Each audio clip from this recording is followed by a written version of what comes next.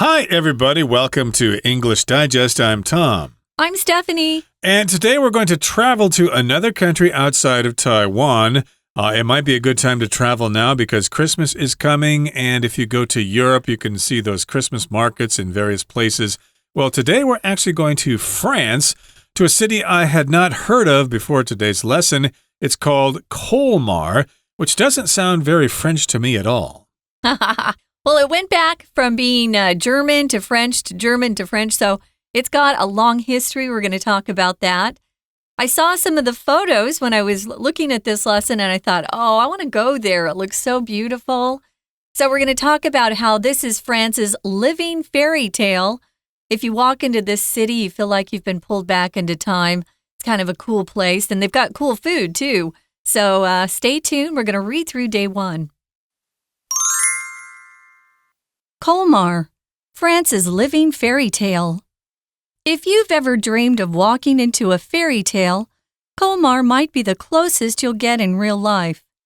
Nestled in the heart of the Alsace region in northeastern France, Colmar is often referred to as Little Venice due to its colorful medieval buildings, scenic canals, and fairy tale atmosphere.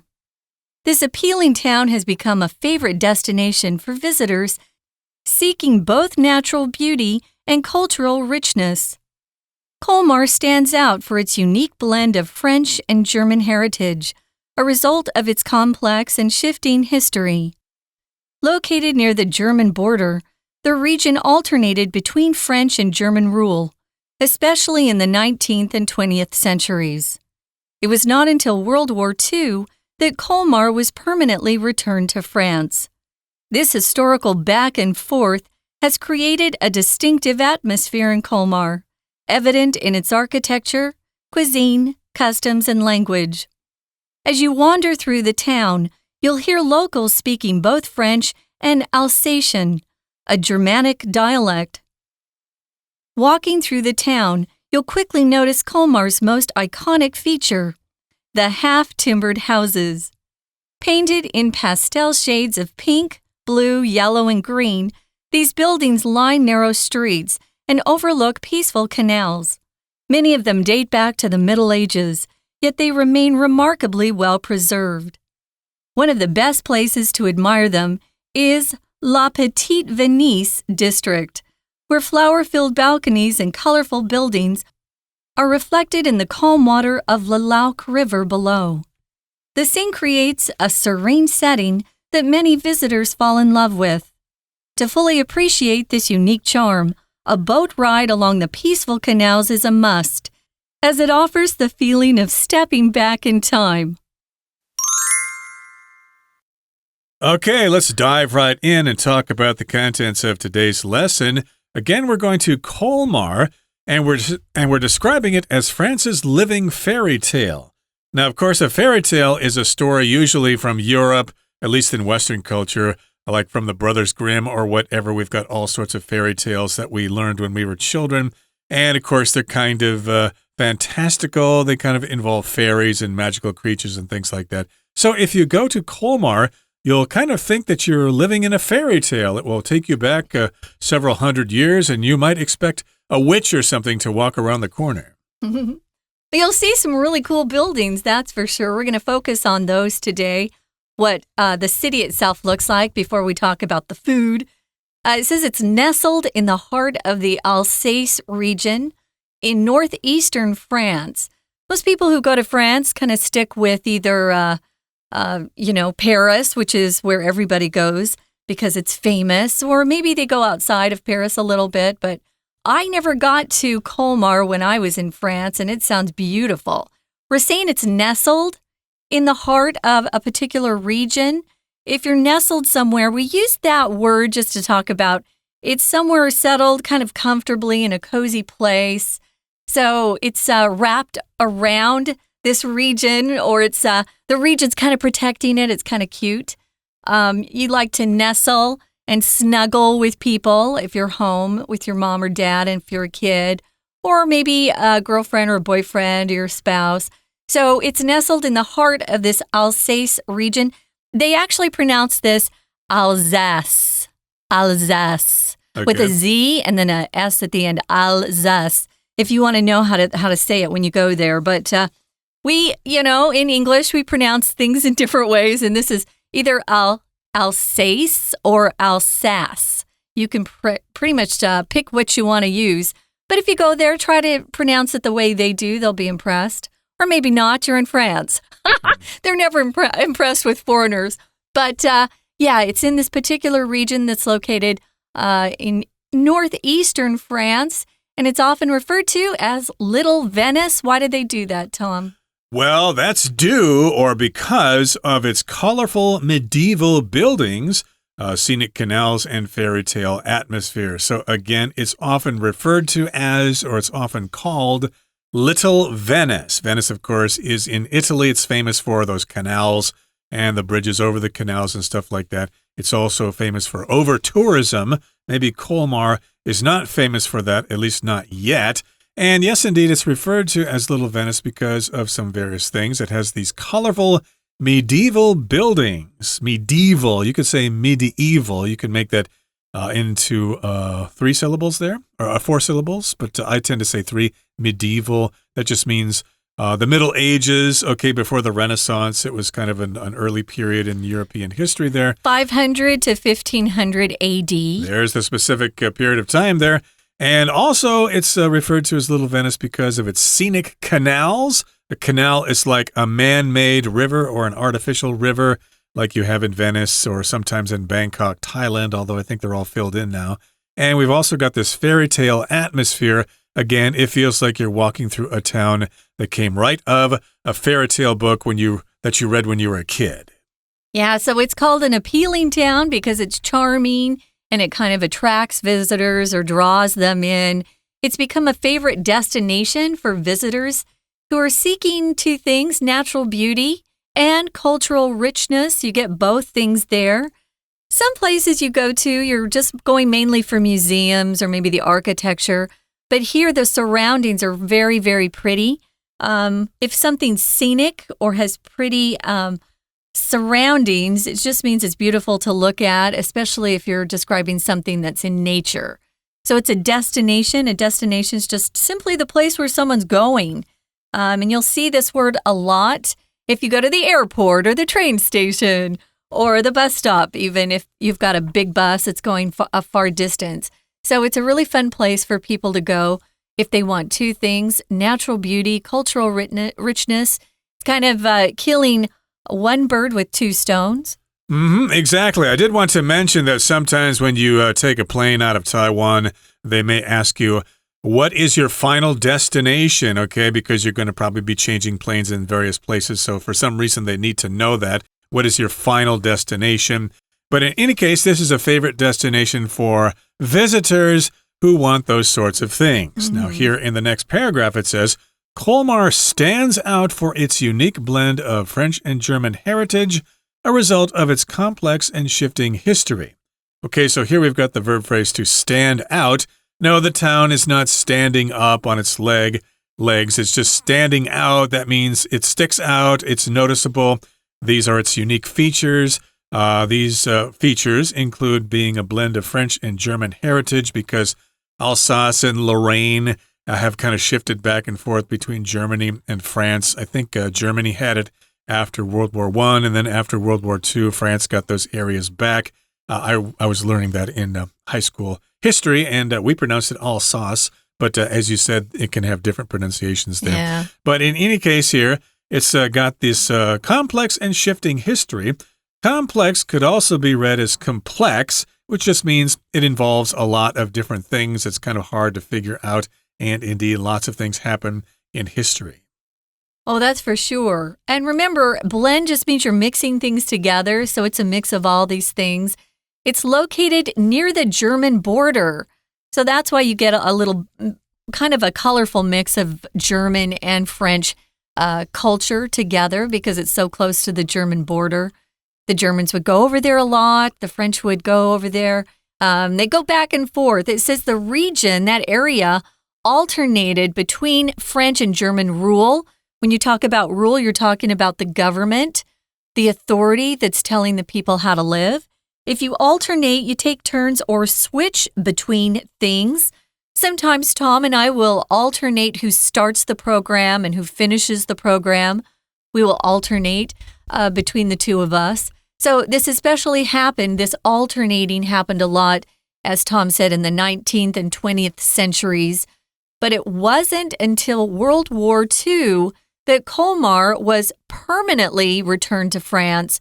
If something's permanent, it's that way forevermore. So it was kind of being tossed back and forth between these two powers, the French and German powers, for quite a while. And finally, they kind of settled on saying, hey, we'll let France keep it this time. There are probably people in Germany who say Germany should have it back, but I don't think there's a big movement, or at least I haven't heard of that. So basically, it's going to be part of France for a long time, if not forever. And this historical back and forth has created a distinctive atmosphere in Colmar, evident in its architecture, cuisine, customs, and language. So again, you have that blend, you have that mixture of cultures, German and French. So of course, that makes Colmar quite unique. It makes it Colmar very distinct. These are all evident, or it can be seen in its architecture, the design of its buildings. Also, it can be seen in the food there, the cuisine, and also the customs and the language as well. So the language spoken there, I guess, is kind of like a dialect of French, I guess. So if you know French, you may have difficulty communicating with people there, but they probably know standard French there. They probably have to study that in school. Yeah, so I wanted to talk about this back and forth. It's kind of fun. We use it to talk about just moving from one thing to another. You could say that the argument they had or the debate they had turned into a back and forth of opinions. I go back and forth between Taiwan and the U.S. I go to the U.S., of course, to visit family and friends, and then I come back here to live. So you can do a lot of things that are back and forth. It's kind of fun to have a back and forth conversation with friends and even people that you're not very friendly with. Maybe you're just sharing your opinions about something. So it has created a really distinctive, unique, as Tom said, atmosphere in Colmar. And it's very clear to see. That's what evident means. Evident means very clear to people, easy to see or understand. Evident is an adjective, but evidence is proof of something, right? So that's a closely connected word there, evidence. Now, it's architecture. As Tom and I have discovered in Taiwan, people misuse this word sometimes. We use it to talk about the style or design of buildings. Tom, what is it that people like to use architecture here for? To actually describe the buildings themselves, okay? I think it's because of a translation from jianzhu in Chinese. Or the construction, you mean? Well, jianzhu means actually a building or a construction as a noun there. So here, architecture, again, refers to the actual art and style of the buildings and not the buildings themselves. So what we want to say is don't add an S to this word. If you want to talk about the buildings, then just say buildings. I like the buildings, or I like the architecture of those buildings. Yeah, you wouldn't say I like this architecture to talk about liking a particular building. If you say I like this architecture, you're meaning you like the design or style, not that building itself. There's a lot of different architectural styles in Europe. That's one of the fun things to go traveling for, is just to see the different styles of architecture around the world. And as Tom said, don't ever put an S on this, ever, ever, ever. It's a non-count noun, forevermore. Some non-count nouns will sometimes add an S to, like bread. If we're talking about lots of different types of breads, you might hear someone put an S on it, but this one do not.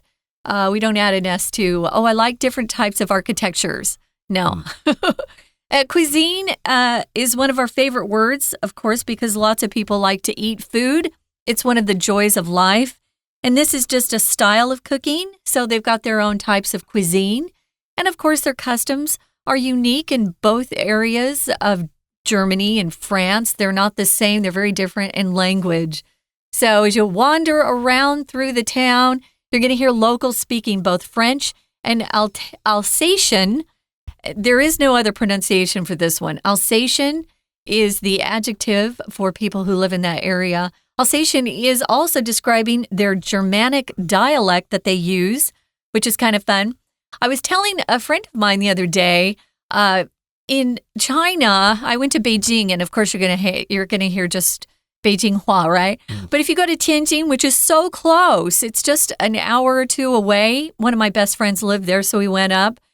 They supposedly speak Beijing Hua, but they have their own dialect. And I said to her, why can't I understand them? It sounds like they're talking with marbles in their mouths. It was very hard to understand. She just laughed. She goes, it's the Tianjin dialect.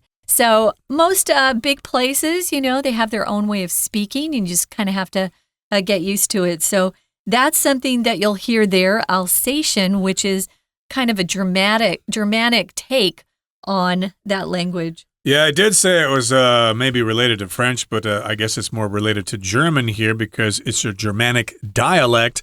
Dialect, again, is Fangyan, as you say in Chinese, but of course here in Taiwan and China, we have different languages, basically, like Cantonese and Shanghai and Taiwanese. To us, they're separate languages, but they are called dialects. Dialects are usually pretty similar. You might be able to understand a little bit of it if you're talking with a German or whatever. So I think, again, as I said, the people in this town probably know standard French because it's part of French territory. And also they probably know some English because lots of tourists go there. Yeah. Okay, that brings us to the midway point in our explanation for today. Let's listen now to our Chinese teacher. Hello everyone, 我是 Patrick. 今天讲解的是 Colmar France's Living Fairy Tale. 这是第一天的课程内容。这个单元介绍的是一座法国城市 Colmar。大家看过霍尔的移动城堡吗？里面 Sophie 的家乡就是以 Colmar 为创作灵感来源。这里就像童话场景，也有小威尼斯这个称号。好，那我们一起来看学习重点吧。请同学先看到第一段第一个句子，特别注意到的是，在逗点之后 might be the closest you'll get in real life。请同学把 might be the closest you'll get 这边画起来，这也算是英语当中常见的固定用法。在中文呢，其实意思就相当于说，这已经是你能够接近某件事情的极限了，或虽然没有完全一模一样，但已经很接近真实的体验了。那我们常会用在表现一些情况没有办法实现，只能找到最相似替代的时候。好，那比方说我们另外造一个句子 For many fans, meeting the actor's wax figure at the museum is the closest they'll get to meeting him in real life. 对许多粉丝来说，在博物馆看到这位演员的蜡像，就是他们能最接近和这位演员见面的方式了。好，那接下来我们请同学看到第二个句子，我要特别提到的是前面开头的 nestled in。那这个当然是一个分词构句哦，前面是过去分词 nestle。除了文法以外，老师想要特别讲的呢，是这个词汇 nestled in。其实这里呢，我们当然也可以用 situated、located 来替代，都有那一种位于哪个地方的意思。不过，当我们用 nestled in 的时候呢，会有一种依偎在或者隐身在哪里的意象。那我们常常会用这个字来形容环境优美或者氛围舒适的地点。好，那接着请同学呢看到第二段的第一个句子。这个句子 Colmar stands out for its unique blend of French and German heritage。好，到这里呢，我要跟同学讲的是，这个段落呢算是比较类似我们说的主题句的段落。那第一句是主题句，特别呢就是要告诉我们说 Colmar 它哪里不一样，最主要的不同点就在于这里有德国、法国两国文化传承，而且呢兼容并蓄，因此与众不同。那再来呢是第三个句子，请同学注意的是，这是 not until 的强调句型，或有些人呢会把它说成是分裂句型，就是要特别强调是第二次世界大战这个时间点很重要。We're going to take a quick break. Stay tuned. We'll be right back.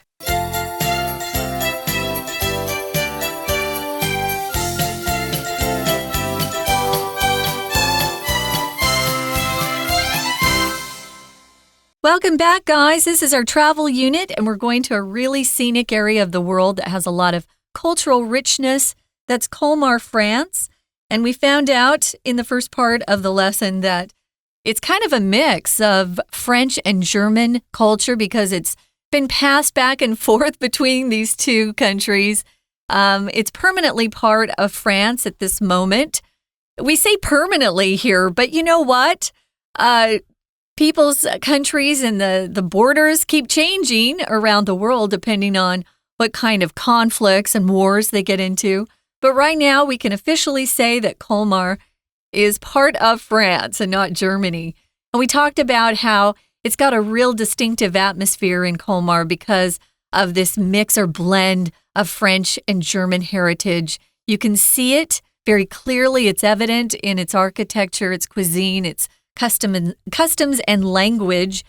You can hear a lot of French if you go there, which is normal, but you'll also hear something called Alsatian, which is a Germanic dialect, which is fun. Okay, moving on now to the next paragraph. It says, walking through the town, if you're going for a stroll or something like that, you'll quickly notice Colmar's most iconic feature, the half-timbered houses. And so that's iconic. That just means it's something that sort of represents the place. If you mention the name of Colmar, that's probably the first thing you think about.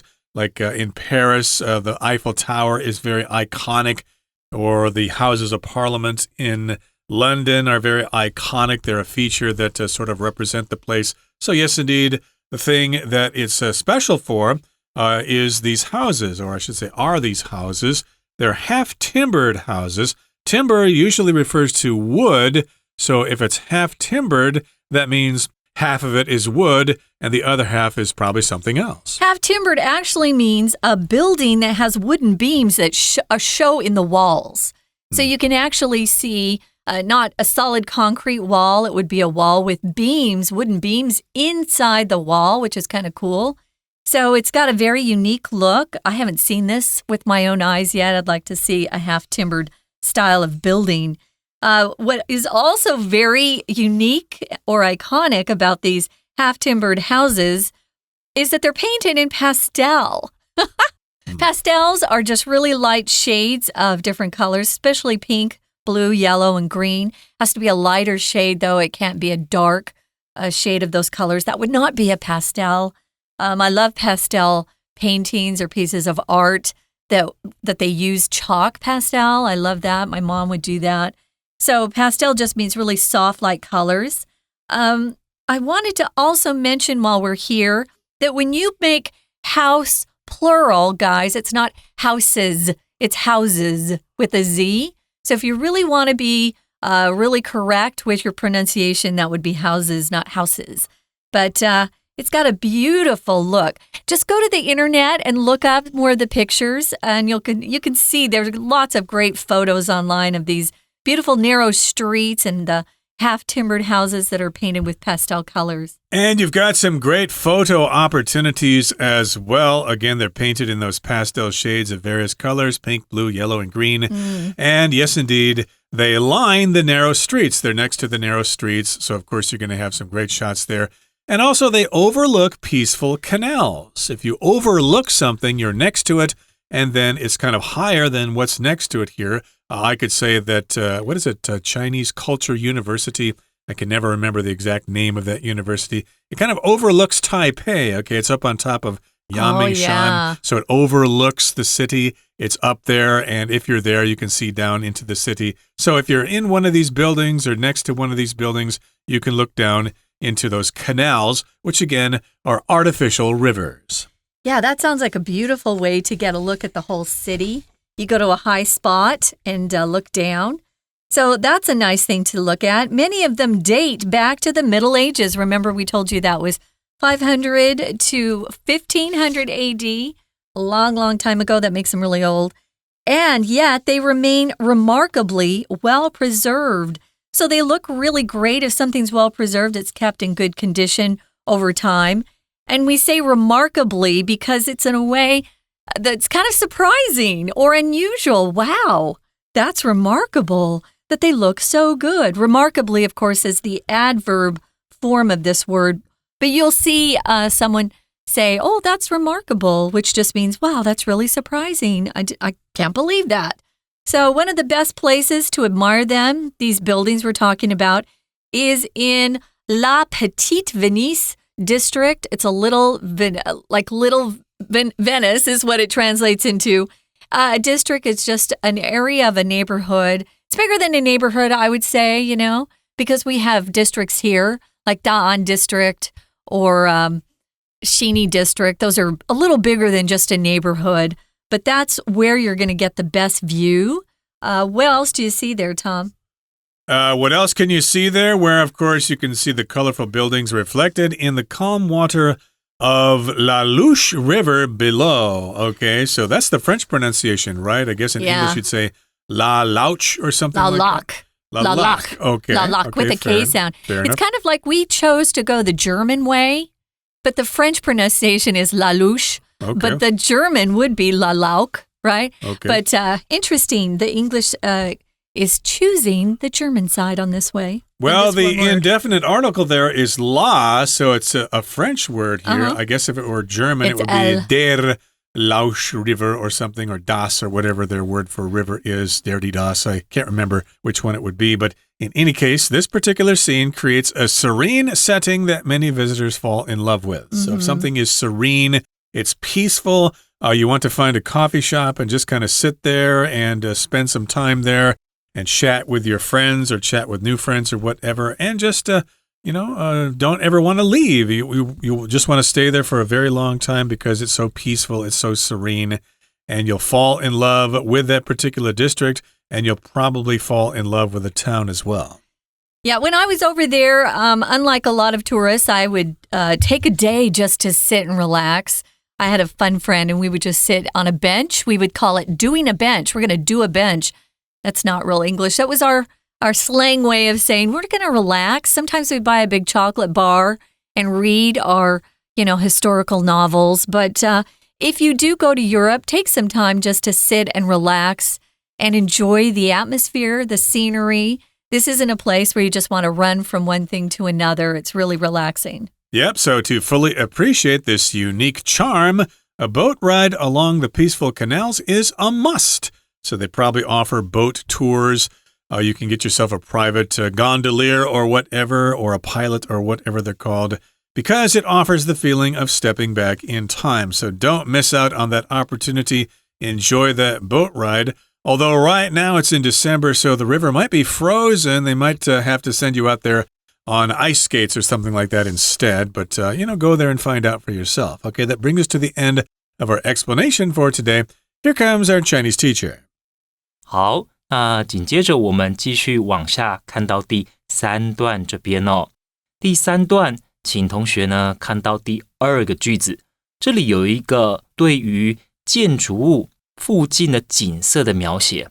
我们先看一下，在逗点之后 ，These buildings line narrow streets。那请接着往后看 ，and overlook peaceful canals。所以我们知道说，在这个小镇里。半木结构房屋非常有特色，那它们呢是沿着狭窄的街道排列。要特别注意的这个 line， 同学比较习惯的或许呢是 line 当作名词，解释为线条这个意思。不过这里呢是动词，就是呢它在街道的两侧哦。好，那另外呢就是 overlook 这个动词 ，overlook 就是有俯视的意思，表示这些房子往下看，就可以看得到我们的运河。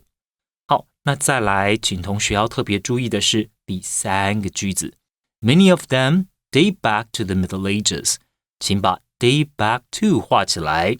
我们会说，那有很多的房子哦，其实历史相当的悠久，但保存得很好。特别注意的是 date back to， 看到了吗？这里用的是主动语态，不需要呢用被动哦。就这些房子，它可能呢是中古世纪就盖了，那一直到现在，表示什么呢 ？Well preserved， 保存得很好。好，那再接着往下看到第4个句子。第4个句子哦 ，One of the best places to admire them。请同学注意的是，这个不定词 To admire them， 这个 admire 不是我们一般说崇拜的意思，在这边比较像是去观赏这个景色那你如果呢想要去看这些房子，刚刚有讲到最适合的地方，那就是 admire， 这里我们当作呢就是去观赏。你要去看这些房子呢，那就是叫 La Petite Venise 这个地方。那再接着往后，我们看到 Where flower-filled balconies and colorful buildings。 好，这边说到阳台上常常都有很多的花，而且呢这些房子有各式各样的颜色嘛，有很多种颜色。那房子的倒影呢，就倒影在河里头。好，我们说 be reflected in， 那就表示呢这些房子有倒影，倒影在水里头，在河里头。好，那我们看到最后一个句子咯。最后一个句子呢，就是有一种如果你到了这个地方来，你会有一种时空旅行的感觉，你会觉得自己 step back in time， 那就像是回到过去的时光。好，以上就是我们针对今天课文内容所做的中文讲解。I'll see you next time. Okay, that brings us to the end of our lesson for today, but we're going to talk some more about Colmar in our next lesson, so please join us then. From all of us here at English Digest, my name is Tom. And I'm Stephanie. Goodbye. Bye.